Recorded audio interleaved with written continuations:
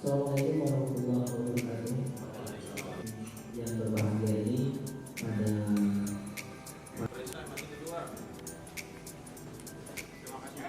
Relawan Perisai Prabowo pada Senin kemarin resmi menutup rapat pimpinan nasional atau Rapimnas pertama yang digelar di Yogyakarta dengan dihadiri lebih dari 50 peserta yang menghasilkan mandat Yogyakarta.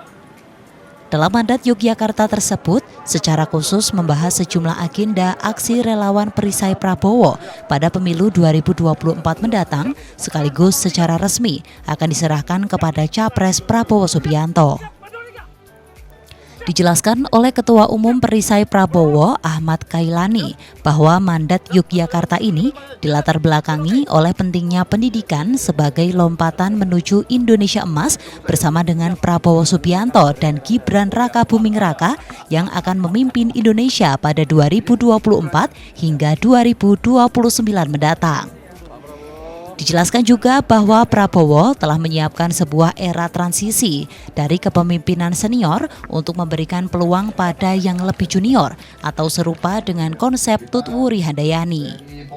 Karena menurut Prabowo, Indonesia Emas di tahun 2045 mendatang adalah eranya kaum milenial.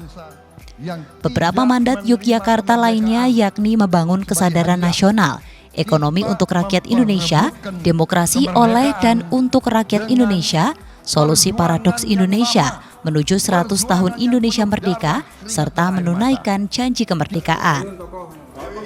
Jadi kami melihat intisari dari mandat ini adalah bahwa dalam konteks global saat ini ya kita akan menyiapkan Indonesia telah menyiapkan 100 tahun Indonesia Emas gitu ya, atau 100 tahun Indonesia Merdeka. Potensi untuk menjadi negara maju sangat besar yang didukung oleh ya peluang kemampuan kita dalam menciptakan pendidikan nasional gitu.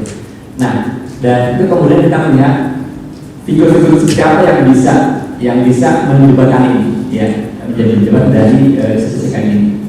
Dan sebenarnya kemudian kita melihat sosok Prabowo sebagai calon presiden yang bisa menjadi jembatan dari proses ini. Sementara itu, pembina Perisai Prabowo Ahmad Subagio mengatakan pada Rapimnas Perisai Prabowo tersebut juga mengundang Direktur Aksi Worldwide Fund yakni Irfan Bakhtiar untuk berbicara tentang Indonesia's Climate Action Towards 2030 Overview and Action Plan tentang perubahan iklim atau perdagangan karbon yang membuat dunia berhutang pada Indonesia.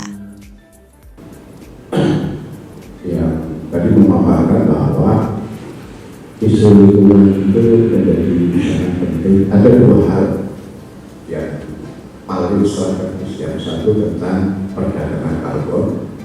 Jadi komitmen di Paris 2015 itu seluruh dunia punya komitmen untuk perdagangan karbon, dan negara-negara maju sebagai penyumbang polusi dunia itu punya kewajiban yang besar yang kemudian harus dikeluarkan dia untuk dari situ dimasukkan sebagai piutang terhadap negara kita. Itu sampai hari ini ternyata menurut BWF ini belum pernah ditagih. Ini isu yang kita pandang sangat strategis, dan Pak Prabowo itu punya nyali untuk begitu. Pada kesempatan yang sama, Ahmad Subagio juga menyinggung terpilihnya Gibran untuk mendampingi Prabowo lantaran sudah dilakukan pertimbangan rasional, di mana saat ini pemilih dari kalangan generasi Z dan milenial akan mendominasi yang diprediksi mencapai 50% lebih.